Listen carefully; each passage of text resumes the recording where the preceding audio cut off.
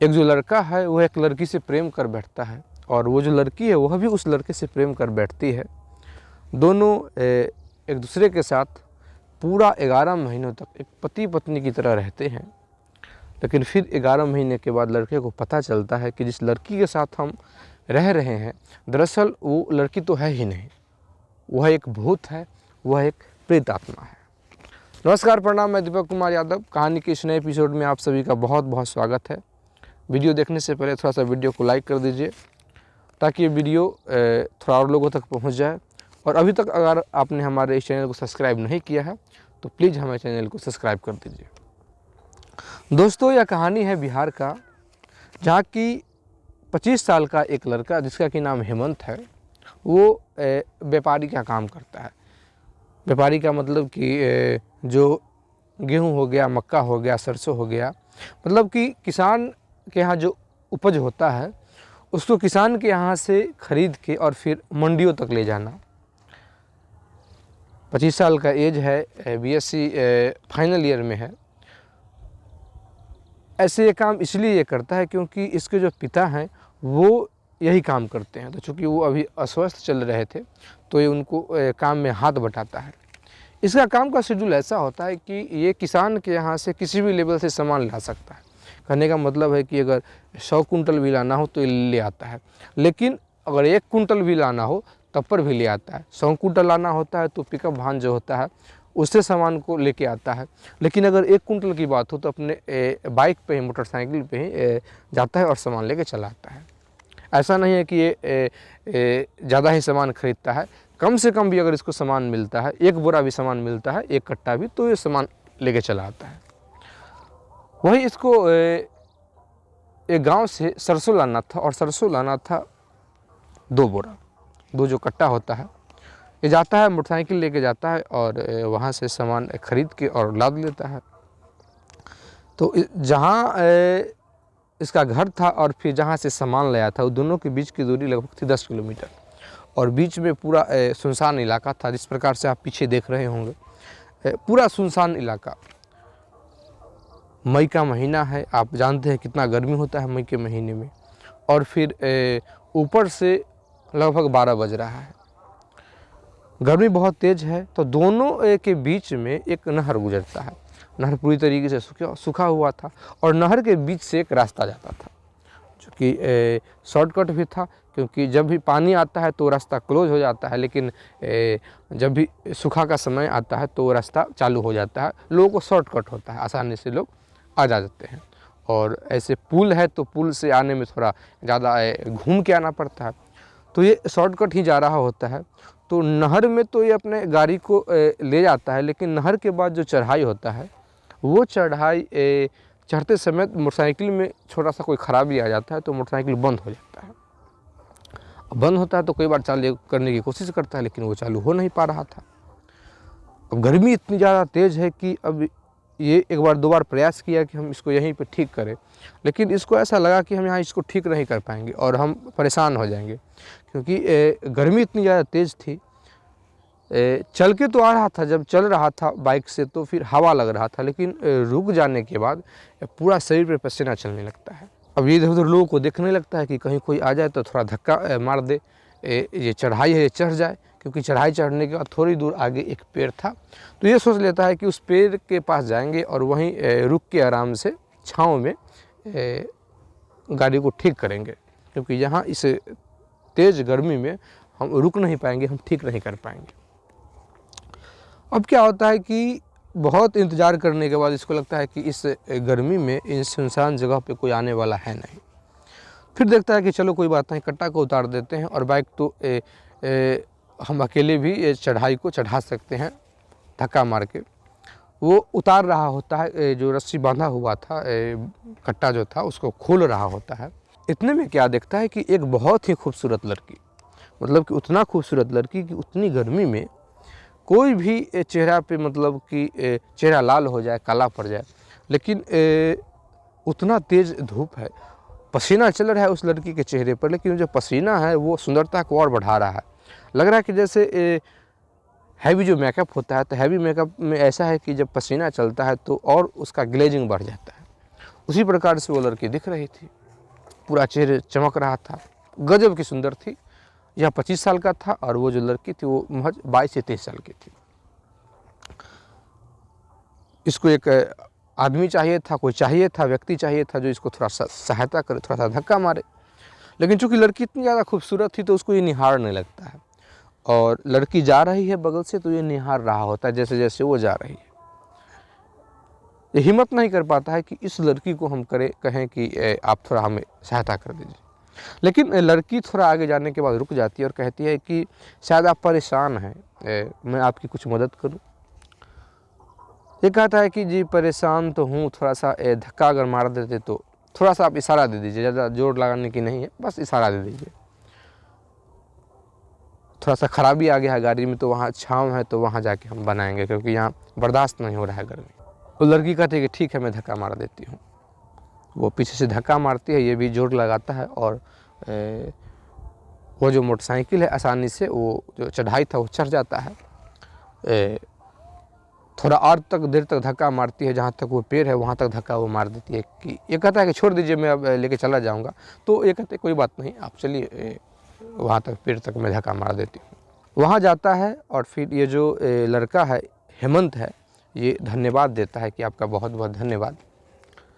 वो थोड़ा मुस्कुराती है और फिर एक रास्ता था, पतला रास्ता था, उस रास्ते से निकल देती है। पेड़ के बगल से ही रास्ता जाता था। ये निहार रहा होता है कि आखिर ये लड़की जा कहाँ रही है, क्योंकि आसपास कुछ दिखाई नहीं दे रहा था।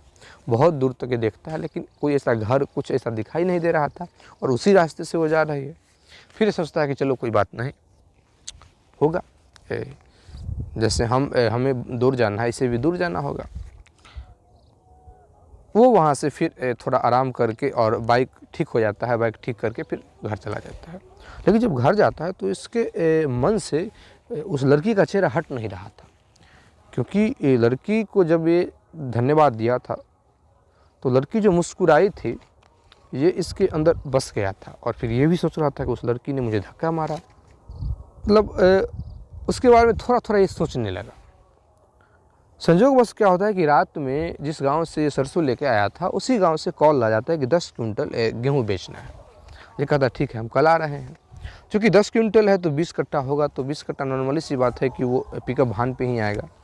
लेकिन ये कहता है कि बाइक से ही जाता है और फिर वज़न तो करा लेता है और बाइक से देखता है कि बाइक से ही हम ढोलेंगे। इसके मन में एक और बात था कि वो लड़की मिली है, अगर हम बाइक से जाएंगे तो 10 बार जाना होगा, और 10 बार जाएंगे तो कभी एक बार भी तो लड़की ज़रूर हमको मुलाकात होगी। क्योंकि इसको यह था कि उसके बारे में हम जाने नहीं, कि वो कहाँ की है क्या है, उसके बारे में इसका था कि हम जाने थोड़ा सा। जब भी एक खेप आता है, जाते समय भी वहाँ थोड़ा देर रुकता है 5 मिनट उस पेड़ के पास, और देखता है जिस और लड़की गई है उस और जाके देखता है। जब आता है उस समय भी देखता है, कई चक्कर ये लगाता है। वही समय हो जाता है 2 बज जाता है, 7वां चक्कर था। अब देखता है कि भाई अब क्या करें, लड़की दिखाई नहीं दे रही। फिर इसके मन में आता है हो सकता है कहीं दूर की रही होगी, चली गई होगी। लेकिन फिर होता है कि अब थोड़ा और इंतज़ार कर लेते हैं, देख लेते हैं। गर्मी भी बहुत ज़्यादा था, थोड़ा आराम भी कर रहा था। इतने में क्या होता है कि देखता है कि एक लड़की उसी रास्ते से आ रही है। तो ये अब जब वो लड़की नज़दीक आ गई तो ये ऐसे ही झूठ का ही अपना जो गमछा था वो गमछा से अपना जो सर को पोंछने लगता है। इस प्रकार से बिहेव करने लगता है जैसे कि बहुत ज़्यादा गर्मी है और पसीना पोंछ रहा है और अभी अभी रुका। इस प्रकार से बिहेव कर रहा था। वो लड़की करीब आती है और कहती है कि शायद आप ही तो कल नहीं थे जिनको मैं धक्का मारी थी। तो ये कहता है कि हाँ मैं ही था कल। वो लड़की कहती है कि अच्छा एक बात बताइए कि आपके गाड़ी पे, आपके बाइक पे ये हमेशा जो बोरा क्यों लदा हुआ होता है? तो ये कहता है कि मैं ऐसे सामान खरीदता हूँ, मैं व्यापारी हूँ। वो कहते हैं कि बहुत कम एज में आप व्यापारी बन गए हैं। ये कहता है कि नहीं ऐसी बात है कि ये काम मेरे पिताजी करते हैं, पिताजी का यह काम है, लेकिन थोड़ा वो अस्वस्थ चल रहे हैं और चूँकि मैं सबसे बड़ा हूँ तो इसीलिए मैं ये काम हम अक्सर पहले बाबूजी के साथ जाया करते थे, तो मेरा भी जान पहचान है। तो वो अस्वस्थ है तो मैं ये काम कर रहा हूँ, जैसे मैं BSc फाइनल कर रहा हूँ। पूछ देता है कि अच्छा एक बात बताइए कि यहाँ कुछ दिखाई नहीं दे रहा है, आप कल भी आपको हम जाते हुए देखा था, लेकिन आज फिर आप कहाँ से आ रहे हैं? तो वो कहते हैं कि दरअसल बात ऐसा है कि हाथ का इशारा देती है कि वो देखिए, तो जब वो दिखाती है तो पता चलता है कि हाँ एक बहुत दूर, वहाँ से लगभग 1 किलोमीटर दूर एक छोटा सा मतलब एक कुछ दिख रहा है घर टाइप का। तो मैं वहीं रहती हूँ और वहाँ मेरी नानी रहती है। चूँकि वो अपनी मायके गई हुई है तो मैं देख रेख के लिए आई हूँ, और फिर जब नानी आएगी तो फिर कुछ दिन रह के हम चले जाएंगे। फिर ये कहा कि फिर इतना धूप है तो फिर इतना धूप में आप फिर यहाँ क्यों आ गए 1 किलोमीटर दूर से? तो वो लड़की कहे कि बात ऐसा है कि अब मैं अकेली हो चुकी, तो मन नहीं लग रहा था तो ऐसे ही घूमने के लिए आ गए। इतने में क्या होता है कि और ये कुछ पूछने वाला होता है। इतने में एक साइकिल से आ रहा होता है। उस व्यक्ति को देख के जो लड़की है वहाँ से निकल देती है। इसको अंदर अंदर बहुत गुस्सा चढ़ता है कि बताओ कि अभी हम कुछ और पूछते और ये चला आया, क्योंकि वो आएगा तो वो रुकेगा ही, और उसको देख के लड़की चली गई। मनी मनी से बहुत गुस्सा चढ़ता है, लेकिन अब क्या कर सकता है, रास्ता है, वो भी राही है, यह भी राही है, ये कुछ कह नहीं सकता है। लड़की चली जाती है, लड़की को ऐसे ही निहारते रहता है पीछे से।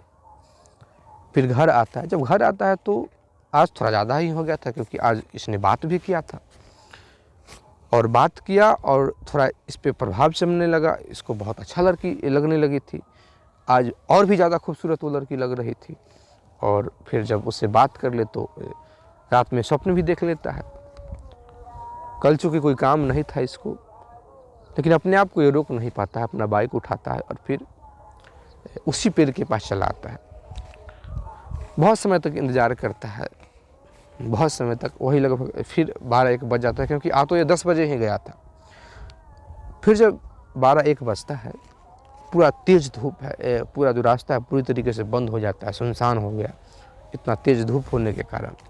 उस लड़की का ये इंतज़ार करने लगता है कि अब आएगी, अब आएगी, अब आएगी, लेकिन वो आ ही नहीं रही थी, कुछ दिख ही नहीं रहा था ऐसा। ये सोचता है कि क्या किया जाए, उधर जाएं या ना जाएं। इतने में क्या होता है कि जिस रास्ते से लड़की जाती थी, उस रास्ते में थोड़ी दूर पे एक आम का पेड़ था। आम का पेड़ था तो इसको आम का पेड़ दिखाई देता है, और इसको यह चीज़ दिखाई दिया कि आम का सीजन था, मई का महीना होता है, आम का सीजन होता है। तो इसको यह दिखा कि एक कोई लड़की है जो आम पे ढेला चला रही है, मतलब आम तोड़ रही है। इसको पक्का ये लग जाता है कि हो ना हो वही लड़की होगी। फिर यह सोचता है कि क्या करे, जाए या ना जाए। एक मन इसका करता है कि ना जाए, एक मन करता है कि अरे यार चलो, कोई बात नहीं, अगर उसको बुरा लगेगा तो 2 बात कह देगी, अकेली है, क्या कर लेगी, बात सुन के चले आएंगे। लेकिन अगर उसको अच्छा लगेगा, अगर नहीं जाते हैं तो फिर दिक्कत हो जाएगा। किसको ये लग गया था कि हो सकता है लड़की नहीं भी आ सकती है। ये बाइक स्टार्ट करता है, उस आम के पास जाता है, आम के पेड़ के पास जाता है। उस समय वो लड़की है, और वही लड़की थी, वो आम बैठ के खा रही होती है। कच्चा आम ही था, उसको जो फाड़ के खाया जाता है वो खा रही होती है। अब ये क्या करता है कि वहाँ जाता है, तो जैसे इसको वो देखती है, वो खड़ी हो जाती है और कहते हैं कि अरे आपको यह रास्ता भी दिखा हुआ है? तो यह कहता है कि देखा हुआ नहीं है, लेकिन आपको देखने के लिए आ गए हैं। वो लड़की कहती है कि नहीं नहीं, आप मजाक कर रहे हैं, कोई काम होगा शायद आपको इधर। ये कहता है कि नहीं नहीं, काम कोई नहीं है, मैं सिर्फ आपको देखने के लिए आया हूँ, आपसे मिलने के लिए आया हूँ। वो लड़की कहती है कि आप झूठ बोल रहे हैं। हेमंत कहता है कि आप मेरा विश्वास कीजिए, आज कोई काम नहीं है, सिर्फ और सिर्फ मैं आपसे मिलने के लिए आया हूँ, आपको देखने के लिए आया हूँ। वो लड़की थोड़ा मुस्कुरा जाती है।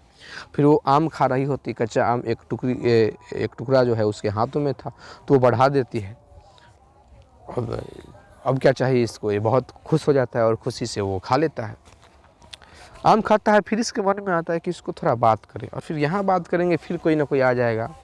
इसको पता था कि लड़की अकेली रह रही है। ये कहता है कि अच्छा एक बात बताइए कि आप रहते हैं वो यहाँ से किधर है, कितना दूर है, वो जो घर आप दिखाए थे कितना दूर है?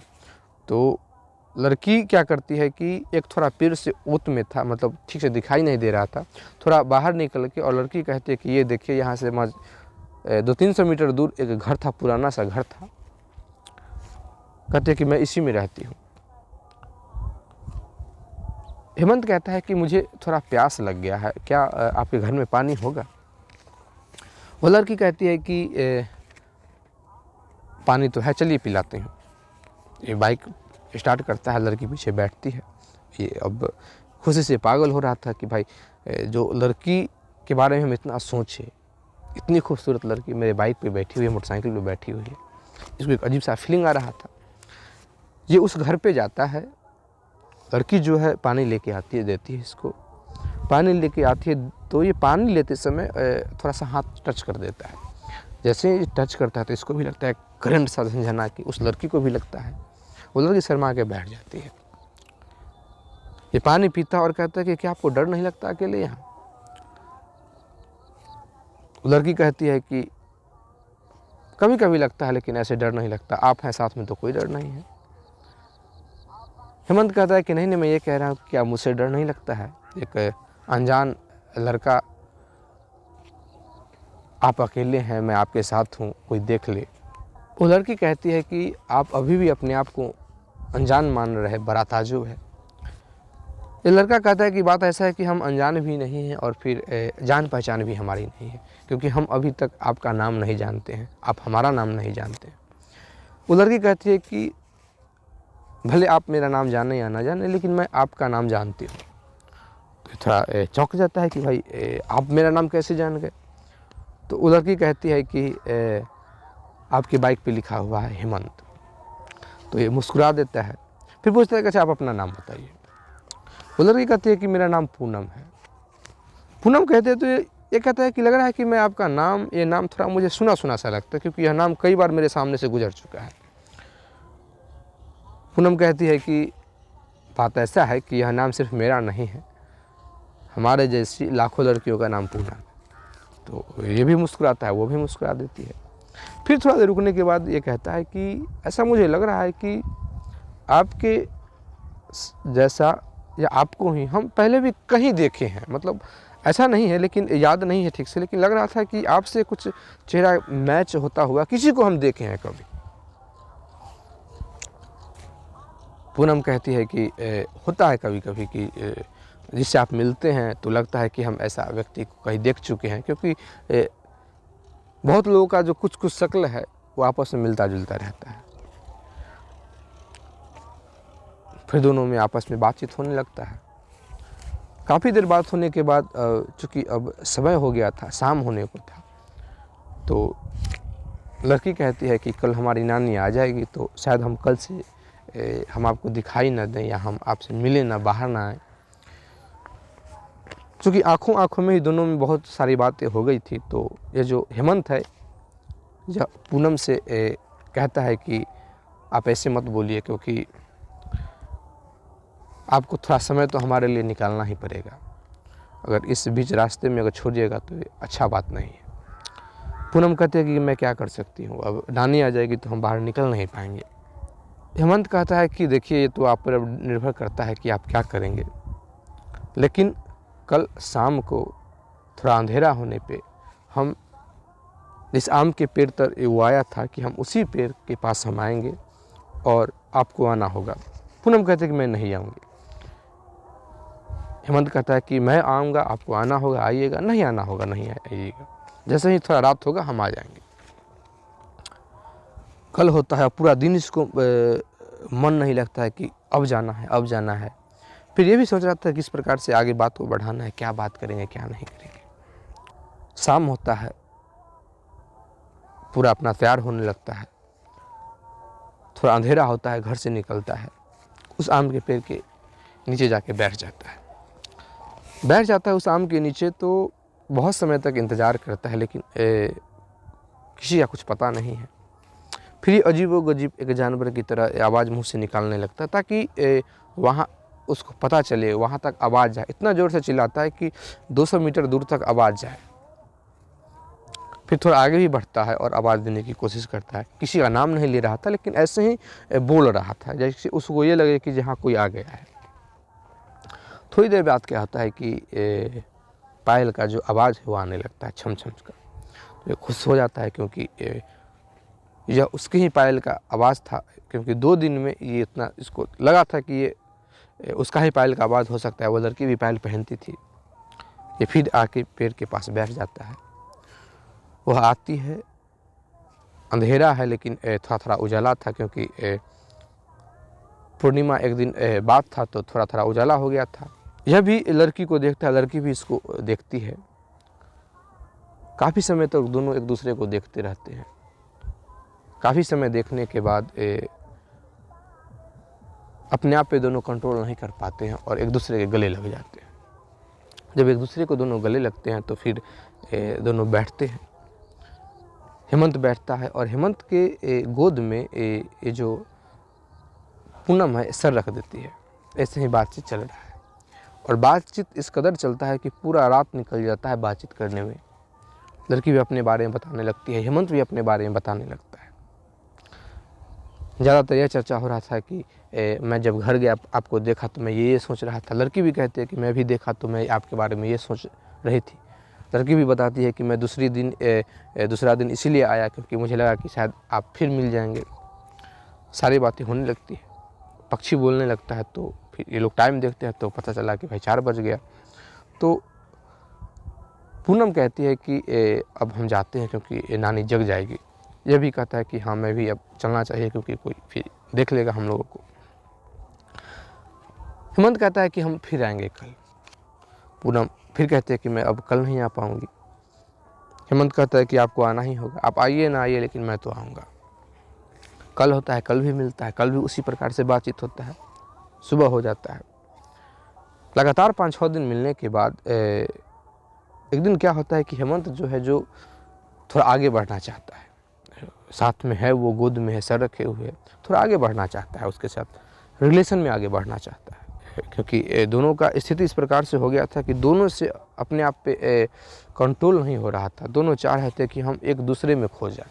लेकिन मेन समय पे जाके ये जो पूनम है होश करती है और फिर रोक देती है और कहती है कि हम लोग इतना आगे नहीं बढ़ सकते हैं क्योंकि हमारी अभी शादी नहीं हुई है, इसके लिए आपको शादी करना होगा। हेमंत भी बातचीत करने लगता है, ऐसे ही फिर उस चीज़ से थोड़ा बैक आता है। लेकिन जब कल होता है तो सिंदूर का एक डिबरी लेके जाता है और फिर पूनम की मांग में सिंदूर भर देता है। पूनम जब अपने मांग में सिंदूर देखती है तो वो भी बहुत खुशी का आंसू उसको छलकने लगता है, क्योंकि वो भी बहुत ज़्यादा हेमंत से प्रेम करने लगी थी। हेमंत का तो प्रेम था ही। दोनों मिलने लगते हैं। अब ये हेमंत है, ये घर पे ये क्या करता है कि जहाँ वो आम का पेड़ था, जहाँ वो जगह था, उससे थोड़ा दूर हट के जो एक गांव था 1 किलोमीटर हट के, तो वहाँ एक रूम ले लेता है ये कह के कि हमें यहाँ गोदाम बनाना है। और गोदाम वास्तव में बना भी देता है। जो सामान इधर से खरीदता था वो वहीं रखता था और घर पे ये बोलता था कि हमें गोदाम में सोना है। तो कोई मना भी नहीं कर सकता है कि भाई गोदाम में कोई सोने जा रहा है, जहाँ जिसका सामान है वो तो सोएगा ही वहाँ।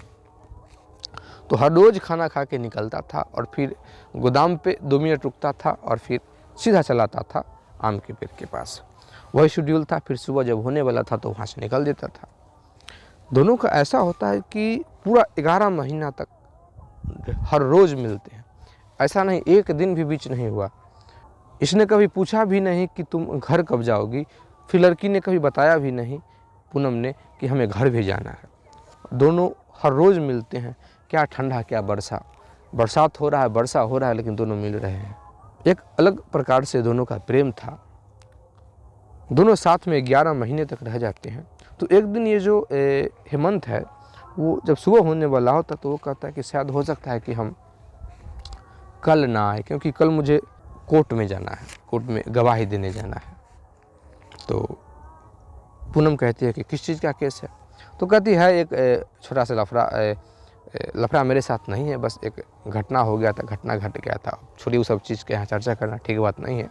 प्रथम चश्मदीद मैं हूँ तो इसीलिए पुलिस की तरफ से मुझे बुलाया गया है कुछ बयान देने के लिए, क्योंकि कुछ उस केस का खुलासा हुआ है। पूनम कई बार पूछती है लेकिन ये बताता नहीं है कि जब वहाँ से आएंगे तो फिर हम चर्चा करेंगे इस पर, अभी उतना समय नहीं है। हेमंत वहाँ से निकल देता है। जब हेमंत वहाँ से निकलता है, हेमंत चला आता है ये बात कह के, सुबह में उसे कोर्ट में जाना था। कोर्ट में जाता है तब इसको याद आता है कि भाई जिस केस में हम आए हुए हैं, इस केस में जो लड़की है, जो पीड़ित है, उसका भी नाम पूनम ही है। दरअसल ये साल भर पहले जब लड़की मिली थी, ये पूनम, इसे उस नहर में, उससे 1 महीना पहले उस जगह से लगभग 3 किलोमीटर पहले जब ये सामान लेके आ रहा होता है तो एक लड़की दिखती है इसको पेट के बल लेटी हुई। ये जाता है, उसको पलटता है तो पता चलता है कि उसके सर पे कोई गाड़ी का, जो बड़ा सा गाड़ी का चक्का चढ़ाया गया है।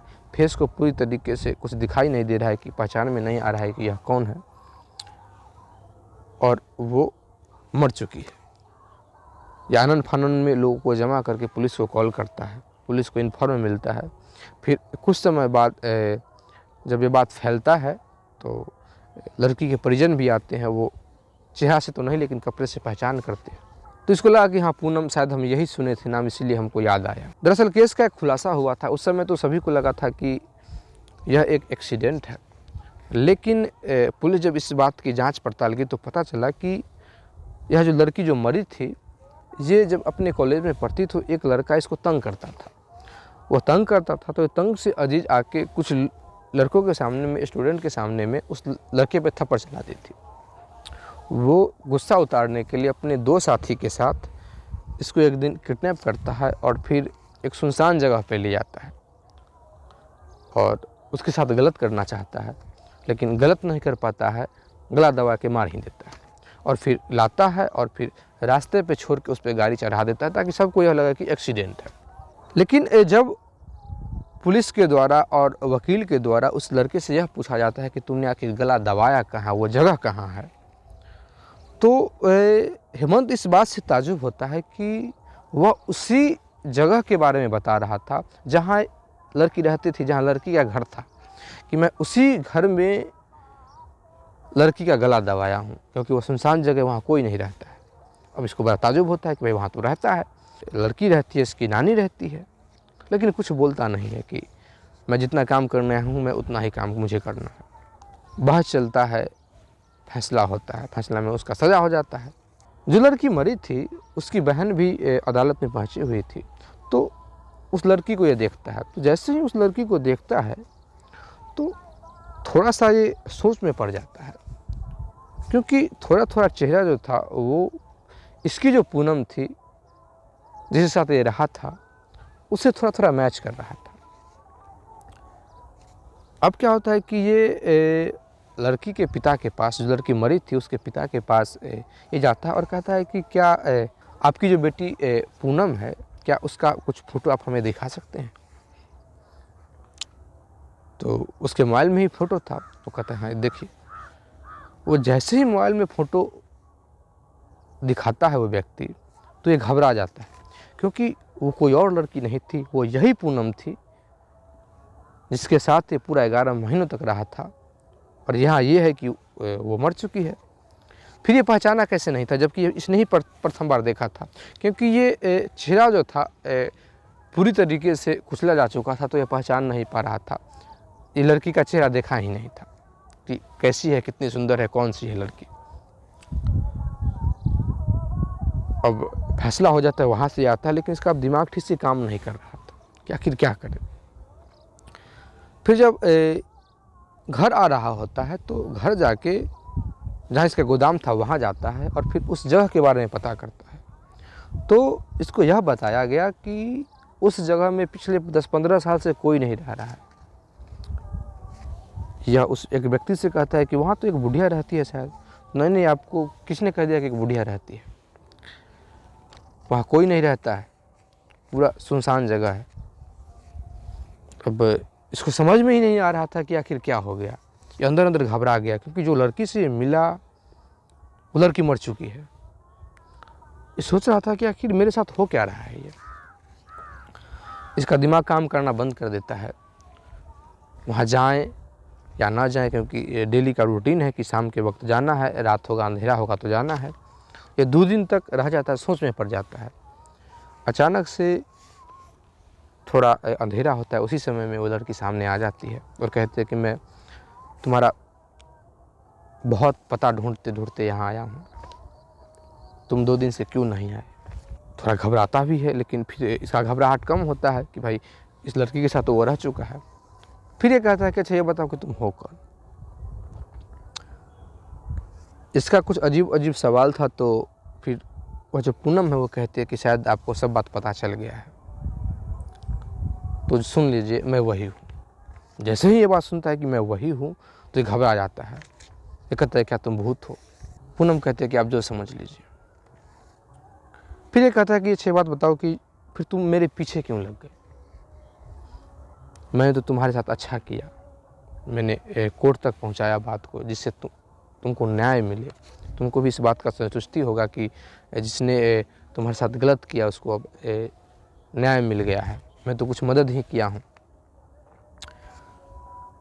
पूनम कहती है कि जब मुझे मार के फेंका गया तो मैं वहीं पे थी। आपने प्रथम बार मुझे देखा तो मैं आपको कह रही थी कि मैं यहाँ हूँ, मैं यहाँ हूँ, लेकिन आप सुन नहीं रहे थे।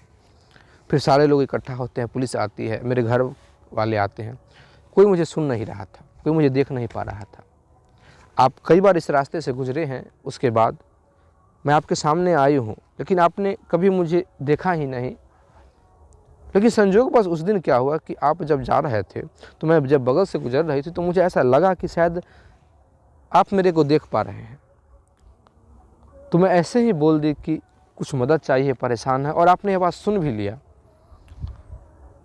तो फिर मुझे बहुत अच्छा लगा, मुझे यह लगा कि कोई तो है मुझे समझने वाला है, और फिर इसीलिए मुझे आपसे प्रेम हो गया।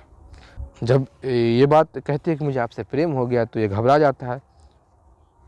हेमंत कहता है कि मुझे कोई आपसे प्रेम को कोई मतलब नहीं रखना है, तुमको जहाँ जाना है तुम वहीं रहो, अब मैं वो रास्ता भी छोड़ दूँगा, अब मैं उधर कभी नहीं जाऊँगा।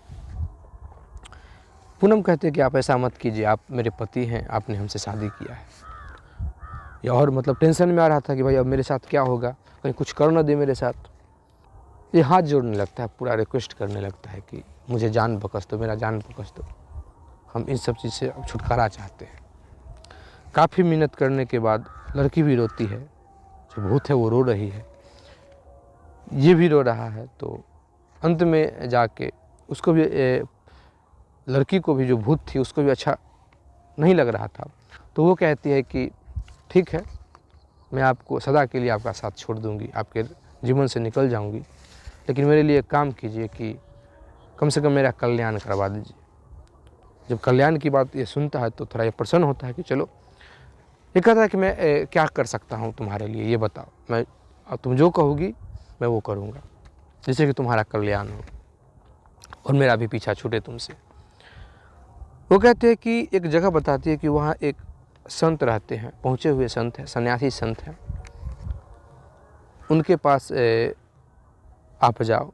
कल ही होके सुबह सुबह वहाँ जाता है, उस संत से मिलता है, पूरा बात संत से बताता है। तो संत भी प्रसन्न होते हैं कि चलो कम से कम तुम किसी का कल्याण का एक रास्ता तो बने, माध्यम तो बने। फिर वो बताते हैं कि कुछ एक अनुष्ठान करने के लिए बताते हैं, शायद भागवत कथा का आयोजन बताते हैं कि उसके नाम से, और फिर तुम यह मान के करवाओ कि मैं अपनी पत्नी के लिए कर रहा हूँ। वो तुम्हारी पत्नी ही है, तुमने शादी किया, उसके साथ तुम रहे हो, तो एक पत्नी ही है।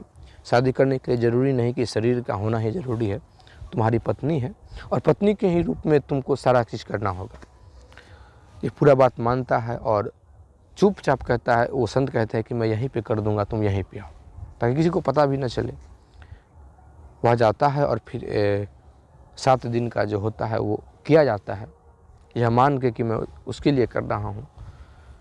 बीच बीच में वो दिख रही थी, लेकिन जैसे ही ख़त्म होता है वो दिखना बंद हो जाती है। ये घर चला आता है, 3-4 दिन जब वो दिखती नहीं है कोई प्रकार का ऐसा चीज़, तो फिर संत के पास जाता है और कहता है कि बाबा वो दिख नहीं रही है, वो पहले मिलने तो आ जाती थी लेकिन अब वो आ नहीं पा रही है। संत कहते हैं कि शायद जिस काम के लिए मैंने किया, अनुष्ठान किया, तुमने किया, शायद उसमें वो सफल रही, शायद उसका कल्याण हो गया, उसको जहाँ जाना था, जो जगह उसको पकड़ना था, शायद कोई दूसरा शरीर भी उसको मिल गया होगा, दूसरा जन्म भी उसका हो गया होगा या होने वाला होगा, शायद उसका भूत योनि से अब उसका मुक्ति हो गया है। यह घर आता है, फिर थोड़ा सा उसको याद करने लगता है, लेकिन याद करके बहुत रो रहा था। अब इसको अफसोस होने लगा था कि कोई नहीं, भूत ही थी तो क्या हुआ, मैं उसी के साथ रह सकता था। तो इसको अफसोस हो रहा था, ये रो रहा था, लेकिन क्या करें, ये अपने मुंह से किसी को नहीं बताता है, लेकिन धीरे धीरे संत के माध्यम से लोगों को पता चल जाता है कि ऐसा ऐसा बात है। दोस्तों, यह कहानी आपको कैसा लगा कमेंट करके ज़रूर बताइएगा। अगर आप इसी प्रकार का और भी स्टोरी सुनना चाहते हैं तो हमारे इस चैनल को सब्सक्राइब कर दीजिए, लाइक कर दीजिए, कमेंट कर दीजिए, शेयर कर दीजिए। जय हिंद, जय भारत।